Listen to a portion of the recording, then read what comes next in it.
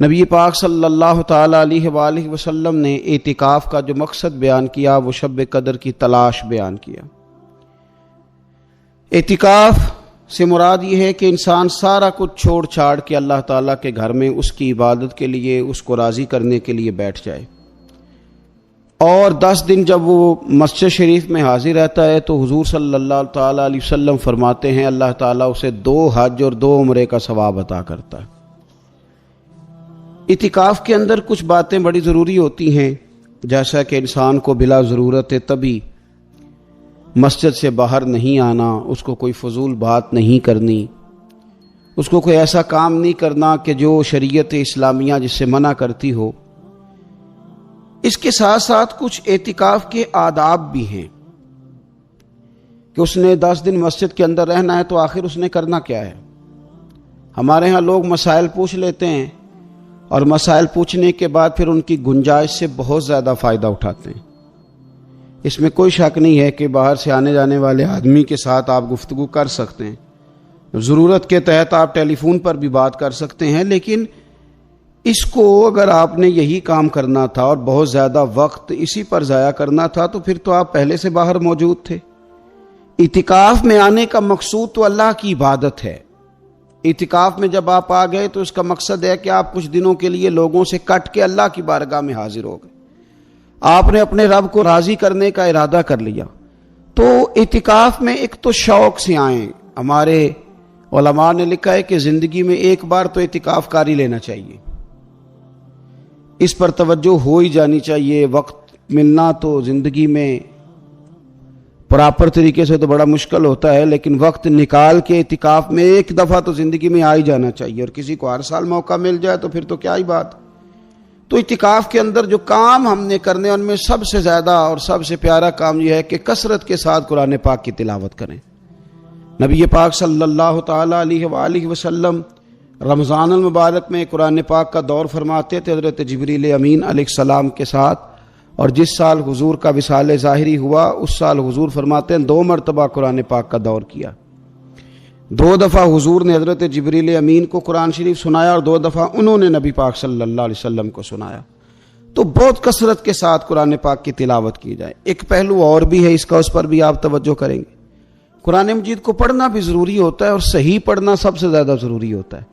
تو اگر آپ کسی ایسی مسجد میں تشریف فرما ہیں جہاں آپ کے لیے بندوبست کیا گیا ہے تو کوشش کریں کہ وہاں قاری صاحب سے، عالم صاحب سے، امام صاحب سے آپ قرآن مجید کو سیکھیں، اور کوئی زیادہ مشکل نہیں ہے۔ پورے 10 دن آپ موجود ہیں، اور اگر آپ 10 دن پوری توجہ کے ساتھ قرآن مجید کے مخارج پہ لگائیں گے تو امید ہے کہ بہت حد تک آپ کو قرآن مجید سمجھنے میں، پڑھنے میں آسانی ہونے لگے گی۔ دوسرا، اعتکاف میں جب آپ موجود ہیں تو آپ کو کوشش کرنی ہے کہ آپ محاسبہ نفس پر توجہ دیں۔ آپ اپنے اوپر غور کریں، زندگی میں کون سی ایسی غلطیاں ہیں جو جان نہیں چھوڑ رہی، ان کی کس طرح کر کے اصلاح کی جا سکتی ہے۔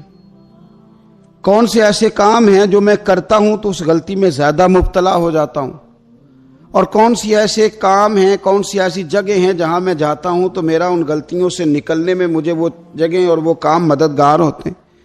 تو اپنے محاسبہ نفس پر توجہ دی جائے۔ اعتکاف کے 10 دنوں میں موقع ملتا ہے انسان کو اپنے لیے سوچنے کا۔ حضرت مجدد الفسانی شیخ احمد فاروق سرہندی رحمۃ اللہ تعالی علیہ سے کسی نے پوچھا تھا کہ دنیا میں خوش نصیب شخص کون ہوتا ہے، تو فرمایا جسے دید قصور حاصل ہوتی ہے۔ حضور دید قصور کیا ہوتا ہے؟ فرمایا جسے اپنی غلطیاں نظر آنی شروع ہو جائیں۔ جب اللہ تعالیٰ کسی کے ساتھ بھلائی کا ارادہ کرتا ہے تو اس کی کمزوریاں، اس کی غلطیاں اس کے سامنے لاتا ہے تاکہ اسے اصلاح کا موقع ملے، اور جب ایسا نہیں ہوتا تو پھر تو لوگ جب غلطی مانیں گے ہی نہیں تو اصلاح کیسے ہوگی۔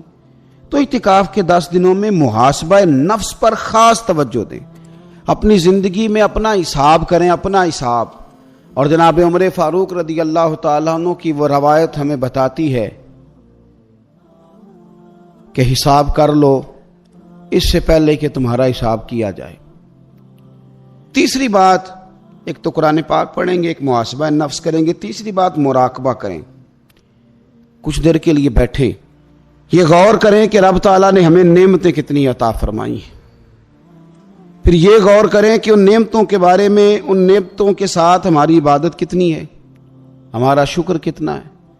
زندگی اپنی کا حساب لگائیں، غور کریں کہ کتنا کچھ ہے جو ہمیں محنت سے ملا ہے اور کتنا ہے جو بغیر محنت کے ملا ہے، اور کون سی ایسی نعمتیں ہیں جن کا ہم نے شکریہ ادا کیا اور کون سی ایسی ہیں جن پر ہم نے کبھی توجہ ہی نہیں کی کہ یار یہ تو بہت بڑی نعمت ہے جو اللہ نے ہمیں عطا کی ہوئی۔